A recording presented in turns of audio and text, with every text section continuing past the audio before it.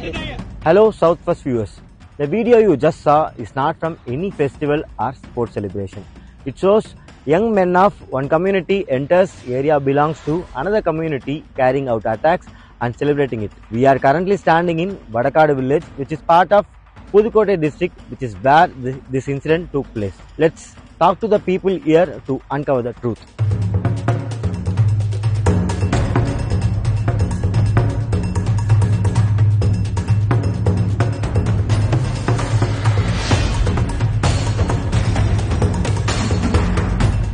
இப்போ பிரச்சனை என்னன்னு கேட்டிங்கன்னா, மாரியம்மன் கோயிலில் இப்போ காப்பு கட்டி திருவிழா நடக்குது. நாங்கள் ஒரு குரூப்பு கோயில் சம்பந்தமாக ஒரு பிரச்சனையில் இருக்கிற குரூப்பு கோயிலுக்கு போகல, இன்னொரு குரூப்பு தனி கோயில் கும்பிட்றாங்க. அவங்க என்ன பண்ணாங்கன்னா, ரெகுலராக அந்த மாரியம்மன் கோயில் காப்பு கட்டிட்டாலும் இங்கே நம்ம தெருவுலேருந்து ஒரு குரூப்பு சாமி அடி போவாங்க, வழக்கம் அது மாதிரி கோயிலுக்கு சாமி அடி போக ஒரு எல்லையை விட்டு நீ எப்படி உள்ளே வந்தாலும் அங்கேயே பிரச்சனை பண்ணியிருக்கா. பரப்பையில் எப்படா கோயிலுக்குள்ளே வரலாம், எப்படா சாமி அடிக்க வேண்டியன்னு தாராள் பண்ணி அங்கேயே கலவரம் ஆகிருக்கு. கோயில்லையே மாரியம்மன் கோயிலையே பிரச்சனை நடந்து அவங்க வீட்டுக்கு வந்துட்டா அப்படி இருக்கு. வந்த வாக்கில் இவங்க அங்கங்கே தண்ணியை குடிச்சுப்பிட்டு இளைஞர் சமுதாயம் நேராக ஆதி திராவிடர் காலனி இங்கே தெருவுக்குள்ளே வந்துட்டாங்க. நைட்டு 9 மணிக்கு ஒரு 3 பேர் உள்ள வந்துட்டாங்க. ஏரியாக்குள்ள சரக்கு போட்டாங்களே வந்திருப்பாங்க, போதே என்னன்னு வந்திருக்காங்க. வந்துட்டு 2-3 பேர் கத்திருக்காங்க. சரி என்ன கத்துறாங்கன்னு கேட்போம்னா, பழையன ஆளா அப்படின்னு சொல்லிட்டு கத்திட்டு வண்டியை போட்டு ஓடிட்டாங்க. அவங்க ஓடினாங்க. அவங்களை பிடிக்க போதில் நம்ம வண்டி மட்டும் தான் கழிச்சு வண்டியை கொண்டு வச்சோம். அதுக்கப்புறம் என்னன்னா ஒரு 300-400 பேரை திரட்டிட்டு எங்களை பறைய அடிச்சு விட்டான், கட்டி வச்சு அடிச்சான்னு சொல்லி ஒரு பொய்யான தகவலை கொடுத்து அவங்கள கூட்டிட்டு வந்துட்டாங்க. கூட்டிட்டு வந்தாக்க ஏரியாக்களை அவங்க சூறையாடினதான். அங்க இருந்து 300 பேர் கம்பும் களியுமா இருந்தாங்க. ஆனா நாங்கன்னு தெரியல, ஊர்ல அங்கிட்ட உள்ளவங்க வேடிக்கை பாக்குறாங்கன்னு நினைச்சிட்டு விட்டுட்டு போயிட்டாங்க. கொஞ்சோண்டு ஒரு கேப்பு கிடைச்சிச்சு. அந்த கொள்ளைக்குள்ள பறிஞ்சு நாங்க வந்ததே எங்களால அதை மறக்கவே முடியாது சார். என்ன அந்த படபடப்பு இன்னும் என்னை விட்டு போகல. பிள்ளைகளையும் தூக்கிக்கு பிள்ளைகளை கொண்டு எல்லாம் சின்ன பிள்ளைக்கார பிள்ளைய எல்லாரும் ஒடியாந்து வீடு சேர்ந்தான். வந்துக்கு பார்த்தாக்கா அந்த முக்கத்துல இருந்து இந்த வீடு எரியுது திடுன்னு. தேரோட்டத்தை முடிஞ்சு வீட்டுலதான் இருந்தேன். 7 மணிக்கு மேல போன் பண்ணுச்சு மக, இந்த கோவிலூர்ல தான் கட்டி இந்த மாதிரி முடியலாமா பிள்ளைக்கு அப்படின்னு சொல்லிக்கணும். ஐயோ பிள்ளைக்கு முடியலன்னு சொல்லுதுன்னா இந்த தேரோட்டம் கூட நான் பார்க்க போகலாமா, போய் இறங்க கூட இல்லம்மா, பஸ்ஸை விட்டு இறங்கலாமா, போன் பண்றா இங்க வீடு எரியுதே, நீ எங்க இருக்கிற, வீட்டுக்குள்ள இருக்கிறியா இல்ல வெளியில போயிட்டியான்னு. இல்லையே நான் வெளியில வந்துட்டேன்னு பேர பிள்ளைய பார்க்க. அப்படி படிக்கட்டுல இருந்து விழுந்த காலு நம்ம மண்டையெல்லாம் தாச்சுவோம். அது மட்டும் நான் எந்த தொல்லைக்கும் போக மாட்டேம்மா. என் மகன் திருச்சியில படிக்கிறாமா, இந்த மாதிரி பையன் திருச்சியில படிக்க வச்சுக்கு உட்காந்துருக்குறேம்மா. வந்ததுன்னு என் வீடுதான் மாதம் கிடைச்சிருக்குன்னு 10 வச்சுட்டு போயிட்டேன். குறைஞ்சபட்சம் ஒரு 500 பேர் இருக்கும். வந்தாங்க. வரும்போது காருக்கிட்ட தான் நிக்கிறோம். இப்போ ஒரு 5-6 பேர் வந்தா கூட நம்ம தடுக்கலாம். 500 பேர் வரும்போது நம்ம என்ன பண்ண முடியும்? நம்ம ஒரு ஆள் மாட்டினாலும் இந்த காரோட நிலைமை தான் நமக்கும். அப்படிங்கிறப்ப நம்ம பயந்து போய் ஒளிஞ்சாச்சு. காரை உடைக்கிறாங்க. கார் ஓனர் வாடான்னு சொல்லி கூப்பிட்டு தான் உடைக்கிறாங்க. ஃபெஸ்டிவல்ல ரிசர்வ் படவல்ல யாருமே வரல. நாங்க அப்படியே நொந்து நூலாகி போய் திக்கா படுகிக்கு பிள்ளைகளை பாதுகாக்கிறதே பெரும் பிரச்சனை ஆகி போச்சு. அன்னைக்கு இரவு யாருமே ஆதரவு கொடுக்கல. முயற்சி கொஞ்சம் விரட்டி விட்டாருங்க. காவல்துறை இருக்கிற ஆளுகளை வச்சுக்க கொஞ்சம் சரி பண்ணாருங்க. அப்புறமா தான் ரகுபதி அமைச்சர் வந்தாரு, டிஎஸ்பி வந்தாரு, எல்லாருமே வந்தாரு. புண்ணியம் இல்லை, எல்லாம் முடிஞ்சது, எல்லாம் கலவரம் முடிஞ்சதுக்கு அப்புறம் பார்த்துக்கிறேன் பண்ணிக்கிறோம்ட்டு போனாங்க. ஆனா தாசில்தார் அன்னைக்கு நைட்டே ஒவ்வொரு வீடா விசாரணை பண்ணல. கலெக்டர் வந்திருக்காங்க நேரடியா. கலெக்டர் ஒரு 7 மணி நேரத்துல அவருக்கு தகவல் தெரியாம இருக்காது, தெரிஞ்சு கலெக்டர் வரல.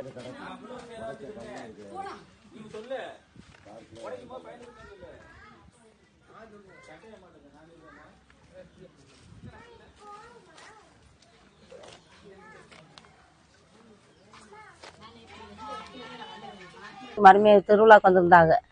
திருவிழாக்கு இருந்துட்டு வண்டிங்க கிடைக்க என்ன ஒரு சத்தம் இருக்கணும். வண்டியை தள்ளிக்கும் போயில வண்டியை உடைச்சு வீட்டுக்குள்ள போயில அடிச்சிருக்குது. 3 மணி நேரம் ஆம்புலன்ஸும் வரல, கிடந்து போராடுது பிள்ளைய. அந்த வழியா அந்த போலீஸ் வண்டியில ஏற்றி கொண்டு போய் மெடிக்கல்ல இருக்கு புள்ள. இந்த வாருங்க வீடு கட்டலாம் கூலி வேலை இருந்துச்சு. அன்னைக்கு அன்னாடு 150 ரூபாய்க்கு வேலை இருந்துச்சு. அந்த வீடு கட்டி வச்சிருக்கேன். ஆம்பளை பிள்ளையும் இல்ல எனக்கு, 4 பொம்பளை பிள்ளையா, 4 பிள்ளையும் கட்டி அந்த கடனே இன்னும் கட்ட முடியல என்னால. அது மாதிரி உடச்சுப்பட்டு போயிருச்சுங்க. தாழ்த்தப்பட்ட 150-200 வீடு தானே. இதனுக்கு ஏன் நம்ம போய் விசாரணை கமிஷன் போடுறோம் தான் வரல. எஸ்டி வரல. கலெக்டர் அம்மாவும் அதே கண்ட்ரோல் இருந்திருக்கு. ஏன்னா வடநாடு முத்திரை சமுதாயம் கூட நம்ம ஏன் பறையனுக்காக போற மட்டும் தான் வரல. கலெக்டரும் வரல, எஸ்பியும் வரல. ஸ்பாட்டுக்கு வரணும், வந்து விசாரிக்கணும். எங்களை கவர்மெண்ட்டுங்கிற அதானே, மக்களுக்காக தானே. யாருக்கு அடைப்படியாக மக்கள் இருக்கோமா? தாழ்த்தப்பட்டவங்கன்னா மற்ற இனம்னு கவர்மெண்ட் கிடையாது. மக்கள்னா எல்லாம் மக்கள் தான். எவனுக்கு பிரச்சனைனாலும் அந்த கவர்மெண்ட் வரணும், பார்க்கணும். Police officials claim it all started at the petrol bunk in Vadakadu. However, people of Tiruvallur Nagar are giving the new different version of events. When we approached petrol bunk in Vadakadu, the management clearly stated, we don't know anything. We just have provided the CCTV footage to the police. நாங்க என்ன சொல்றோம்னா, பொய்யான அறிக்கை எப்படி வேணாலும் கொடுக்கலாம். Petrol bunk நடந்துச்சுன்னா footage வெளியில் இருக்கலாமே. காவல்துறையில ஒரு அரை மணி நேரத்துல வாங்கி விட முடியாதா?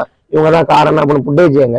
அதே கேட்கிறோம் நாங்க. பெட்ரோல் பங்க்ல சம்பவம் நடந்துச்சுங்களா, அது புட்டேஜ் கொடுங்க அப்படின்னு. ஏரியாக்குள்ள வந்தவரு எங்கள்கிட்ட வீடியோ இருக்கும். அவங்களே அந்த பசங்களே ஸ்டோரி போட்டிருக்காங்க. 100 பேர் திரண்டு வந்திருக்காங்க நைட்டு. கம்பு அருவா எல்லாத்தையும் எடுத்து பிச்சுக்கு வந்து நாங்க புரட்சியாளர் அம்பேத்கர் போடவே எரிச்சிருக்காங்க. ஒரு நேஷனல் லெவல் தலைவரை போய் எரிச்சு இது அசிங்கப்படுத்தியிருக்காங்க. இதெல்லாம் அந்த காவல்துறை கண்டுக்கல. அவங்களெல்லாம் கைது பண்ணல. காவல்துறை ஒன் சைடா செயல்படுறாங்க. பூர்வமாக இங்கே தான் இருக்கிறோம். வடாடு அம்பேத்கர் மேலே தான் இருக்கிறோம். இந்த கோயில் பிரச்சனை வந்து எங்கள் அடக்கலங்காத்த பிரச்சனை வந்து 32 வருஷத்துக்கு முன்னாடியே பிடிச்சி ஆரம்பமாக இருக்கு. அதாவது அந்த கோயில் இப்போ கோயிலில் வந்து கோயில் இடத்துல வந்து பந்து விளையாடுறதுக்காக எங்கள் தெருவுலேருந்து எங்கள் நபர்கள் 2 பேர் அதாவது விளையாடுங்கன்னு சொல்லி கொடுத்தது. இப்ப அந்த கோயில் இடம் தான் எங்களுக்கு பெரிய பிரச்சனையாவே இருந்துட்டு இருக்கு. கோயில் இடத்துல வந்து என்னன்னா, நாங்க வந்து ஆண்டாண்டு காலமா வழிபட்ட கோயில் வந்து ஒரு மண்ணால செஞ்ச கோயில் தான். அது உள்ள மண் உருவம் தான் வச்சிருந்திருக்கோம்.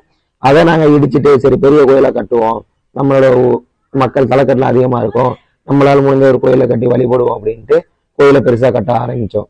பெருசா கட்டும் போது என்னன்னா, கோயில் பெருசா கட்டிட்டு இந்த பரிவார தெய்வங்களுக்கெல்லாம் குழி நோண்டும் போது ஒரு 2015 தான் இந்த பிரச்சனை ஸ்டார்ட் ஆனிச்சு.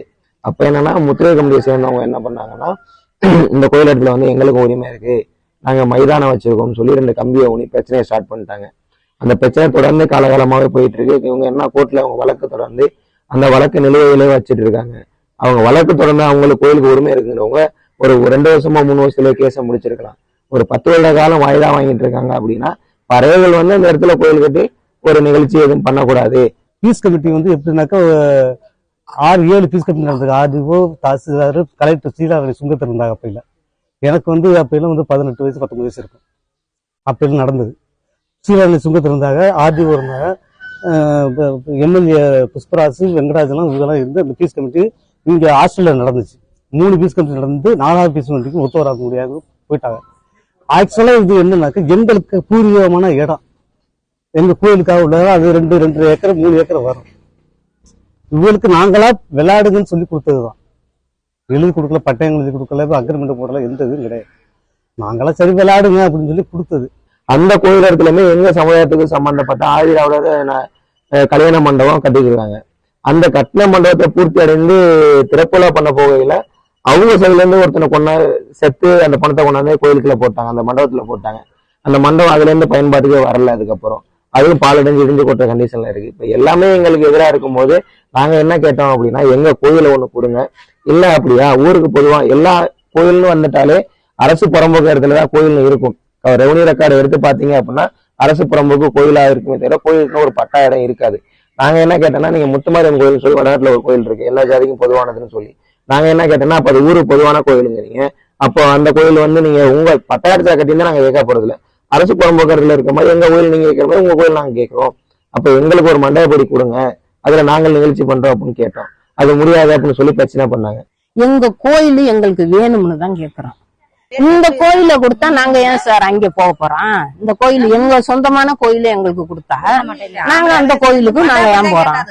ஊர்ல பிரசித்தி பெற்ற அருள்மிகு முத்துமாரியம்மன் கோயில் தேரோட்டம் முடிந்து அங்க நடந்துகிட்டு இருந்துச்சு. தேரோட்டம் வந்து 9:30 மணிக்கு தான் முடிஞ்சது. ஆனா 9 மணிக்கு சரியா 9 மணிக்கு ஒரு பிரச்சனைன்னு கேள்விப்படுறோம். அது என்னன்னா, வடகாடு பகுதியில இது ஒரு 18 பட்டி கிராமம். இந்த 18 பட்டி கிராமத்துல ஒரு பட்டி தெற்குப்பட்டிங்கிற பட்டி. அந்த தெற்குப்பட்டிக்கு போற வழி வந்து இந்த ஆதித்தமிழர் குடியிருப்பை தாண்டி போக வேண்டிய இடமா இருக்கு. இந்த பாதையில யாரெல்லாம் போனாங்களோ கொஞ்சம் இருட்டுப்பட்டவன இருட்டுக்குள்ள இருந்து எல்லாரையும் தாக்கியிருக்காங்க. அந்த பாதையில போனவங்க எல்லாரையும் தாக்கியிருக்காங்க. யாரு வந்து வர்றா போறான்னு பார்த்து தாக்கியிருக்காங்க. இந்த தாக்குன செய்தி கேள்விப்படும் போது தாக்குனவங்கள காப்பாற்ற போனவங்க அவங்களை கூட்டிட்டு போய் மருத்துவமனைக்கு போறதுக்காக யாராவது வேணும்ல, அதுக்காக போயிருக்கிறாங்க. அந்த போன நபர்களும் அவங்களையும் தாக்கியிருக்கிறாங்க. சொல்ல போனா அடி வாங்கினவங்க என்ன சொல்றாங்கன்னா, காவல்துறை வந்து பிடிச்சுக்கிட்டாங்க, அவங்க தாக்குனாங்க, கத்தியை வந்து பின்னாடி திருப்பி வச்சு அடிச்சாங்க அப்படின்னு சொல்றாங்க.